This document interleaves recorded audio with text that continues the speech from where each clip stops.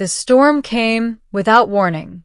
One moment, the skies above Outpost K-17 were clear, empty even, save for the distant shimmer of a gas giant's rings. The next, the atmosphere ignited with streaks of violet lightning, tearing open the sky like claws through fabric. Elias Varn had seen storms before. Solar flares, ion tempests, even a plasma hurricane once during his service years. But nothing like this. He stood at the edge of the landing platform, squinting up through his cracked visor as the wind howled against the metal structures. The sensors were dead. The comms had gone silent minutes ago. Whatever this was, it wasn't natural. Perfect, he muttered. Just when I thought today couldn't get worse. He turned back toward his workshop, a patched-together structure of scrap steel and salvaged ship panels, when something streaked across the sky. A burning shape. It wasn't debris. It moved too deliberately, spiraling as if trying to stabilize itself. Trails of blue fire followed it, unlike any propulsion he recognized.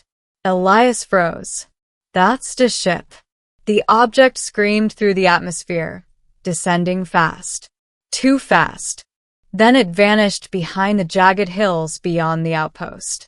A few seconds later, the ground trembled with a distant impact. Silence followed. Elias hesitated.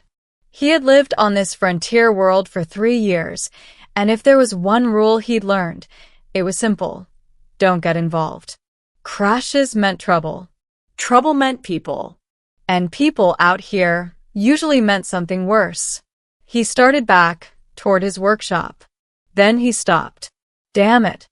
With a sigh, Elias grabbed his rifle, slung a medkit over his shoulder, and headed toward the hills. The crash site was a mess. The ship, if it could even be called that, was half buried in scorched rock. Its hull shimmered with a strange metallic sheen, like liquid frozen mid-motion. Sections of it pulsed faintly, as though still alive. Elias crouched behind a ridge, scanning the area. No movement, no signs of life. He approached cautiously, rifle raised. "Hello," he called. "Anyone alive?" No answer. He circled the wreckage, noting the design. It wasn't human. Not even close. The geometry was too smooth, too organic. Alien. Elias felt a familiar knot in his stomach. This was exactly the kind of situation he avoided. Just take a look and leave, he told himself. No heroics. But then he heard it. A faint sound. A breath. He froze, listening. There it was again, weak, uneven. Someone was alive. Elias cursed under his breath and moved toward the source. He found her beneath a collapsed section of the hull. At first, he thought she was human. Then he looked closer. Her skin had a faint silver-blue tint, almost glowing in the dim light. Her hair, if it was hair, flowed like strands of liquid crystal, shifting colors subtly. And her eyes, even half-closed, they shimmered with a depth he couldn't explain. She was injured, badly. A jagged piece of debris had pierced her side. Blood, dark and iridescent, pooled beneath her. Elias hesitated. Alien, he whispered. Every instinct screamed at him to leave.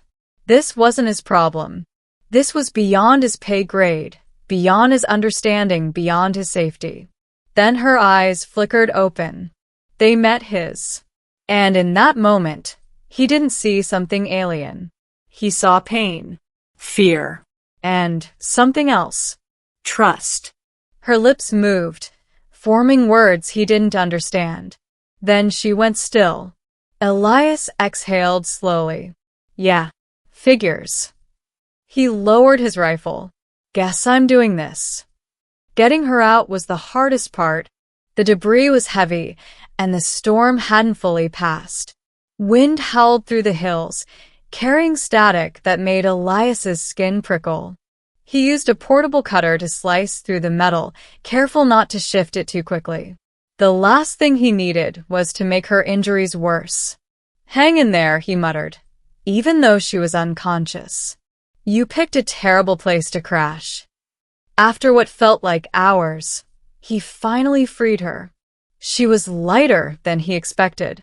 Fragile. He wrapped her in a thermal blanket and lifted her carefully. "All right," he said. "Let's get you patched up." Back at the workshop, Elias laid her on the only bed he had. The medkit wasn't designed for aliens, but injuries were injuries. He cleaned the wound as best he could, sealing it with a biogel patch. He monitored her vitals, what he could of them, and adjusted his tools as needed. Her biology was strange, but not incomprehensible. "Guess the universe likes patterns," he muttered. Hours passed. The storm faded, and slowly, her breathing stabilized. Elias sat back, exhausted. "Well," he said, "you're not dead. That's something." He stood, stretching, and moved toward the door. "I'll get some water." "Stay." The voice stopped him cold. He turned. She was awake. Her eyes were fully open now, glowing faintly in the dim light. "You understand me?" he asked. She blinked slowly. "Your language," she said, her voice soft but clear. "I have adapted." Elias raised an eyebrow. "Convenient." She studied him. "You saved me." "Yeah," he said. "Don't make a big deal out of it." She tilted her head. "In my experience, it is a very big deal." He shrugged. "You were hurt. I fixed you. That's it." "That is not it," she said quietly. He waved it off. "Look, you can thank me later. Right now, you need rest." She didn't argue, but her gaze never left him. Over the next few days, she recovered quickly, faster than any human could. Elias noticed. He didn't comment. She told him her name was Lyra. Nothing more. No species. No origin. No explanation for the advanced ship or the storm that had brought her here. Elias didn't press. He had learned long ago that people, alien or not, shared what they wanted when they were ready. Instead, they talked about small things. The stars. Life on the frontier. Human habits. Alien perspectives. Lyra was curious. Fascinated by everything. "You live alone?" she asked one evening. "Yeah." "By choice?" Elias hesitated. "Something like that." She studied him. "You are hiding from something." He chuckled. "Everyone out here is." She didn't push further. On the 5th day, everything changed. It started with a sound. A low hum in the distance. Elias stepped outside, squinting at the horizon. Ships. Multiple. Sleek. Black. Fast. And heading straight for the outpost. That's not good. He ran back inside. "Lyra," he said. "We've got company." She was already standing. Calm. Too calm. "They have come," she said. "You know them?" "Yes." Elias grabbed his rifle. "Friends or enemies?" She met his gaze. "Both." The ships landed with precision. Figures emerged, tall, armored, their forms similar to Lyra's but far more imposing. Soldiers. They surrounded the workshop. Elias stepped forward, rifle raised. "All right," he said. "This is private property. Stand down, human." The voice was sharp, commanding. One of them stepped forward. Their armor gleamed with intricate designs. Authority. Power. Elias didn't lower his weapon. Or what? The figure raised a hand. Energy crackled. Elias tensed. "Stop." Lyra's voice cut through the tension. She stepped beside him. And everything changed. The soldiers froze. Then, as one, they dropped to one knee. Elias blinked. "Okay. Didn't expect that." The leader bowed their head. "Your Majesty," they said. Elias turned slowly toward Lyra. Your Majesty? She sighed softly. I was hoping to tell you myself. He stared at her. You're kidding. I am not.